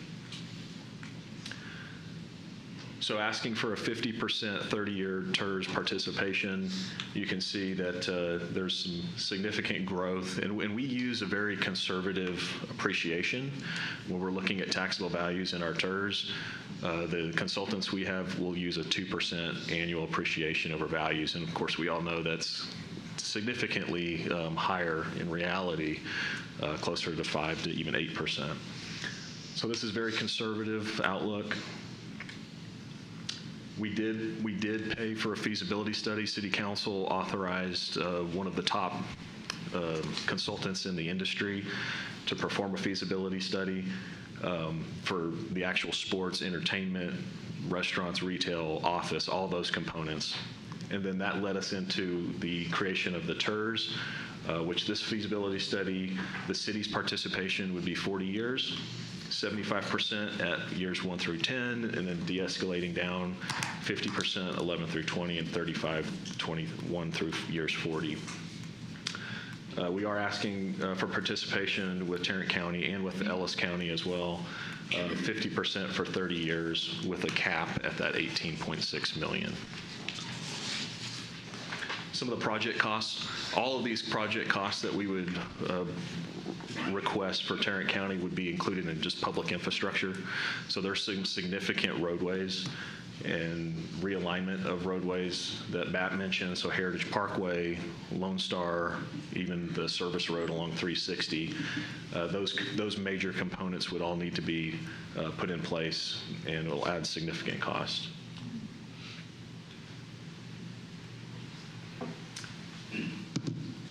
So I'll take any questions if you have any, or can answer any. I like the leverage. $18 million against $3 billion. Okay. So the city, obviously, they're given quite a generous economic package. There's no concerns with Mansfield ISD or anybody else about density here. I mean, that's 5,500 with multifamily, 5,500 rooftops on 350 acres. That's a lot of people in a little land. Yeah, and I believe, Matt, you may be able to speak to the school district component, but we do have multiple school districts in this area.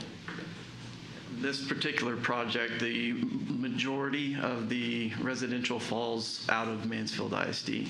It's in Venus ISD. And Ellis County doesn't have a problem, really? No, we've talked to them about the project. We actually go before their court next month, so we'll share those with them. But as far as the density, Venus has plans to expand some of their facilities, but the majority of this is the mixed-use residential, which actually statistically doesn't create a whole lot of bedrooms for families, and so it wouldn't be as big of an impact as you might think on the surrounding school districts. Okay, any other questions for these gentlemen? Okay, thank you very much.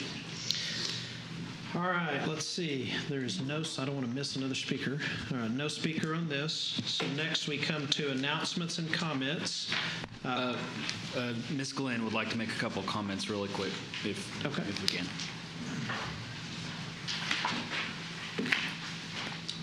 Thank you, Chandler. Thank you, Judge O'Hare. I want to remind employees that it's that time of the year. It's annual enrollment for benefits. So employees should have received their benefit packets in the mail. I received mine about 2 weeks ago, so you should have yours. A couple things are going on. So enrollment actually starts officially on Monday of next week, which is October the 23rd, and it runs through November 3rd. And those dates are really critical because that will be the only window that will allow employees to make changes to medical, dental, vision, et cetera, life insurance for 2024. So outside of that window, the only time that employees can make changes is if they have what we call a qualifying event, a new baby, a new spouse. And so look for your packets. We're ready to serve you. We're on the 3rd floor of this building if you want to come and see us in person. We're in the Payroll Benefit Service Center. If you have questions, you can call extension 2861. The other thing that's happening, there are a couple of messages that have gone out about enrollment in our short-term disability program, as well as our supplemental programs. And so there are appointments available currently if you want to sit down with a representative and talk through benefits. And of course, pet insurance is my favorite. So I have that one. So if you don't come do anything, do you stay where you were before, or do you lose it all? No, sir. You stay where you are, with the exception of our flexible spending accounts, because those elections are for on an annual basis only. So if you're putting money, for example, into your own flexible spending account this year, and you want to do it next year, you got to enroll for next year. Those cannot be rolled over. And that's not a Tina Glenn rule, that's an IRS rule. Okay. So, thank you. Thank you. We will not be having a meeting on Tuesday, October 31st, Halloween. That's correct. So our next regular meeting will be Tuesday, November 7th. And any other announcements from commissioners? I have an announcement. Since you mentioned Halloween, the Precinct 2 community will be having our first annual Precinct 2 Halloween Fun Fest. It's a family event. It's going to take place at the Mansfield Courthouse on Halloween from 5 p.m. to 7 p.m. And so folks can join us for an evening of family-friendly entertainment, food trucks, a resource fair featuring information from Mansfield Independent School District and our county department. So there's more information on our Precinct 2 social media accounts. Okay, any other comments from commissioners or announcements? All right, seeing none, we move to the public comments section. The first person signed up to speak is Harriet Harrell.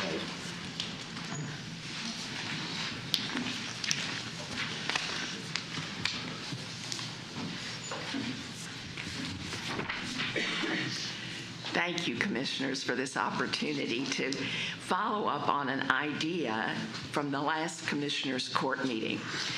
I was very struck with the practicality of looking at inmates with bonds under $500 to see if they might be released, thus having the impact of reducing the jail population by 68 people. I was so appreciative of the interaction among you all as you discussed how that might work and the practicality of it. The discussion was not partisan or adversarial. It was a group of highly informed people exploring an idea with merit. Unfortunately, it was not the answer to the increased costs of the Garza County contract, but is still a good idea, and I want to encourage you to consider it. I am delighted to hear this morning that there is an effort to reestablish the Criminal Justice Coordinating Committee that used to be active in Tarrant County. To remind you, it was established back then through a commissioner's court order, and membership was appointed by the commissioner's court. I encourage that accountability to the court and through you to the citizens rather than a strictly administrative entity. And I think that will increase its authority. Within that group was a jail expediter committee with representatives from county administration, pretrial services, sheriff's department, district attorney, judiciary, court administration, parole, MHMR, and others. Together, the group had a shared goal of reducing the jail population, and they were able to collaborate to identify solutions to overpopulation and then to bring together all those resources to actually implement the solutions. And if they're accountable to you, you can oversee that. I want to strongly urge you to use your authority to assure that the Criminal Justice Coordinating Committee is indeed established and to charge them to reduce the jail population. In so doing, they'll begin to reduce the severe shortfall of jail staff, improve employee morale, improve inmate conditions, reduce costs, reduce the need to continually build new space, eliminate the need to rely on a public for-profit prison to care for our inmates, and ultimately increase community regard for the jail and for the commissioner's court. A win-win in all ways. Thank you for listening. Next up is Geraldine Jackie Cox.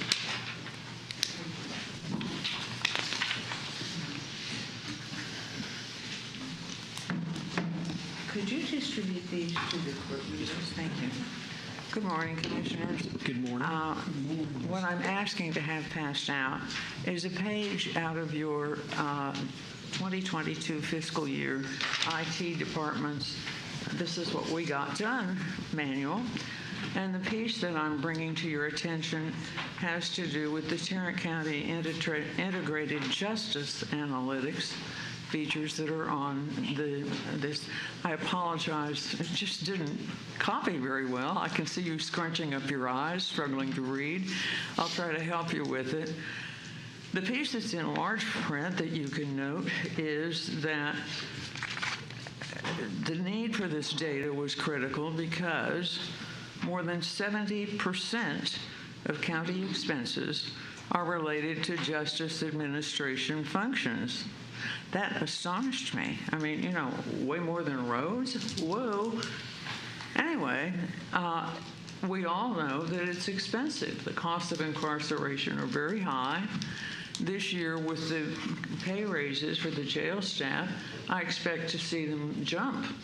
So the places where I would really love to see this data have to do with the jail population cost analysis.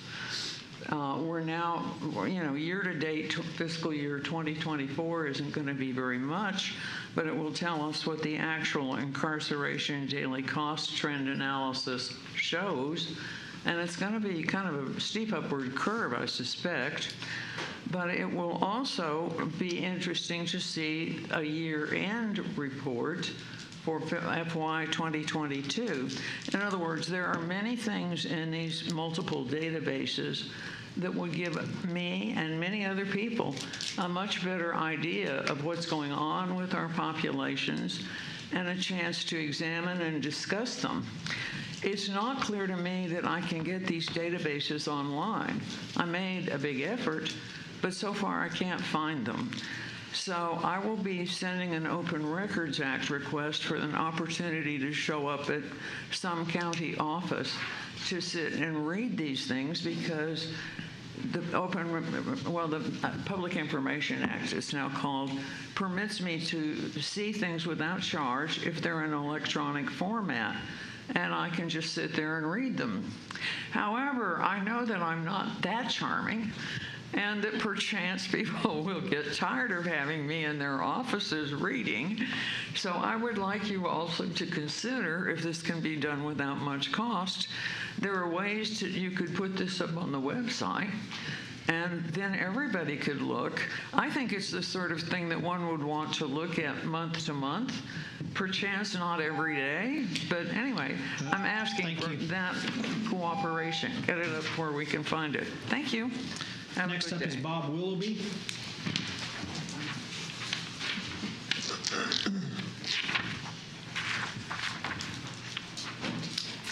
How you doing?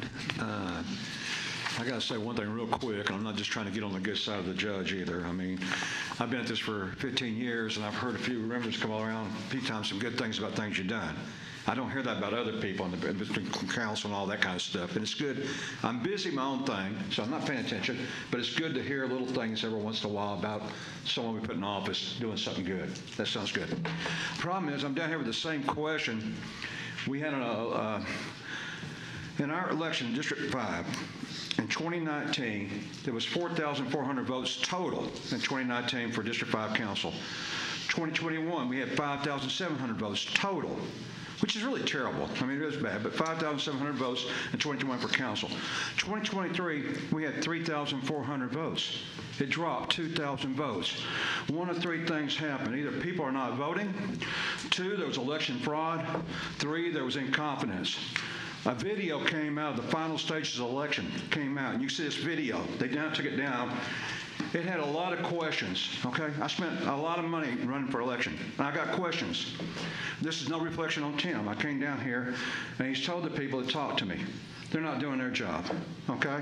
First thing, Bill Hanning with public information hangs up on you. Clint Woodwick, our new administrator, or not administrator, or yeah, I guess administrator, has been playing games with me for the last few months. He'll go on the Women's Democratic Party meeting, go with them and meet, but he asked me for questions first. He's asking me, he's not answering. I don't want to play games. We need somebody, I don't care who, when there's something wrong with our election, we got a question, we should have somebody to call and just ask to verify, to clarify. This next election coming up, our midterm, is in jeopardy. The girl that was in charge in the room, you can see on the video, is mainly talking about, stepped down in the middle of the election when the video came out. She has mental problems. And you've seen the things she put on Facebook was unreal, and she needed to step down. I hear she's back reinstated again. And she was under question, and she's got mental problems, okay? This is the final stage of counting. I'm not saying someone who has mental problems shouldn't have a job or shouldn't be treated.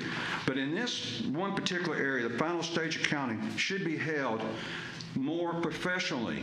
When you watch the video, you'll see incompetence. You'll see, I mean, it's just unbelievable. But there's some questions on there that would be criminal if they don't prove it, and it can be proven real easily about some overseas ballots. It can be proven real easy. They can debunk all this. But no one seems to want to answer about it. And that's what my problem is. And I hate to ask you, Tim, someone needs to ask. If Clint Woodwick is going to play games with me, he returns a phone call, says, I got your call, but he doesn't check his phone messages. What's it for? His messages tells him everything. But anyway, thank you. I need someone to talk to. Thank you very much, okay? Next up is Nan Terry.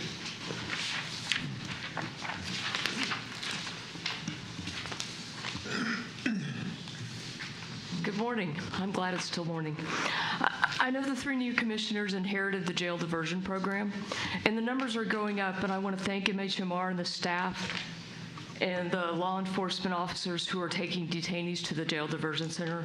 But I want to give the new commissioners a few examples of how much money and time the jail diversion center has saved other counties. Houston County in Alabama saves taxpayers $800,000 a year through its diversion program. I'm sure Houston is much smaller than Tarrant.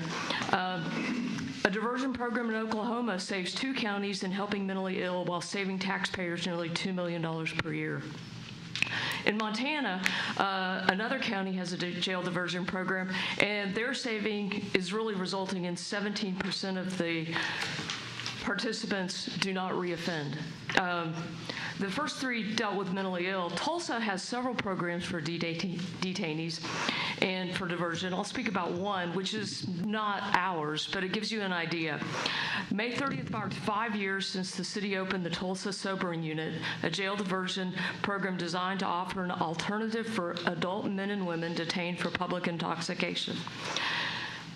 This facility estimates a 10-minute time frame for the officer to drop off the individual.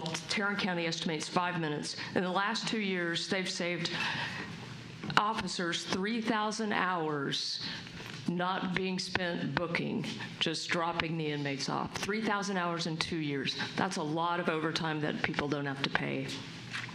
Closer to home, the National Association of Counties, which Commissioner Brooks speaks of highly, has a toolkit on how to set up jail diversion center highlighting Bexar County.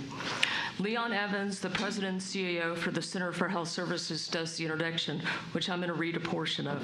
When the initial seed of the idea began to blossom in 2002, we never imagined that in 5 years, the program would evolve into a successful, coordinated delivery network that is making a significant difference. The program has demonstrated success in integrating healthcare, law enforcement, and the judicial system to transform the way mental health services are delivered to offenders with low-level offenses who have mental illness. In the first year, nearly 1,000 people with mental illness were diverted away from jail to a more appropriate treatment facility. Since that time, the program has quadrupled, diverting more than 4,000 individuals with mental illness from incarceration to treatment, and saving the county at least $5 million annually for jail costs and $4 million annually for appropriate admissions to the emergency room. I'll end my comments with a summary of a conversation I had last week with an individual who works with the homeless in Tarrant County. And I asked his opinion on why aren't more people utilizing the jail diversion center. His reply was, change takes time. Okay. Thank you. Thank you. That's all the folks we have signed up to speak to this item. To speak in public comment. Is there anyone else who would like to speak? All right, seeing none, please remain seated and silent while I read the following. The Commissioners Court will now recess the open session and proceed to closed session to discuss items exempt under sections 551071, 072, 074, 076, 087, and 0725 of the Texas Government Code. We are now in recess.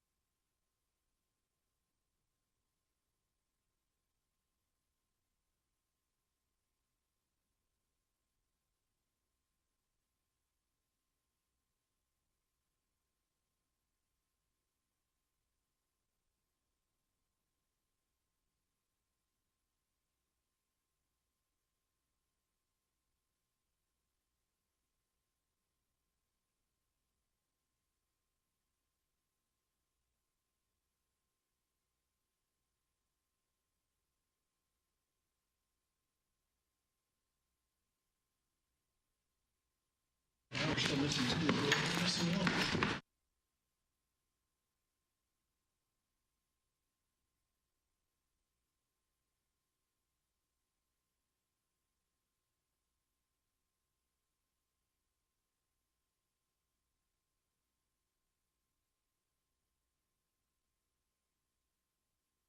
Okay, 9A6 is on this.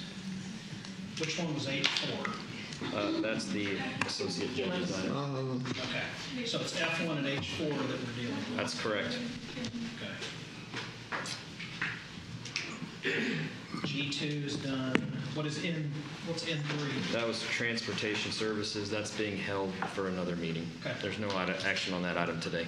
So A, B, C, D, E, F, G, H. Let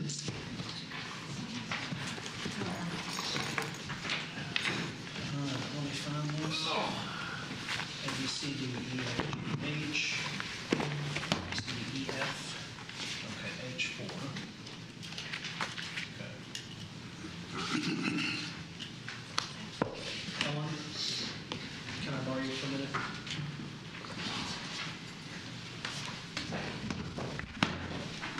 I am making a motion to convert all associated salaries required by law to be adjusted back to 2023.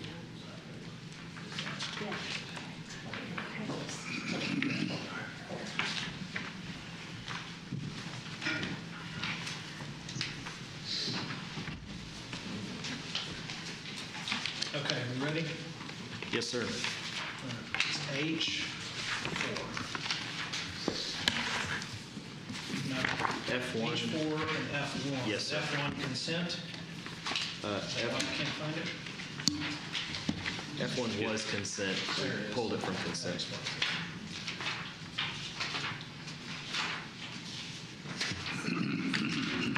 Good afternoon, members of the court. Hang on here, Warren.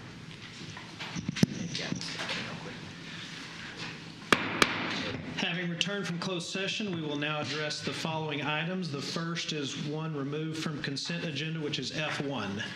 Good afternoon, members of the court. The Criminal District Attorney's Office is requesting approval of a settlement and agreement for the full and final and complete release regarding an EEOC claim involving Kelsey Parks. That's cause number 450-2023-03274. Move for approval. Second. All right, we have a motion and a second to approve the settlement. Any discussion there? All right, seeing none, please cast your vote. Aye. All right, it passes unanimously.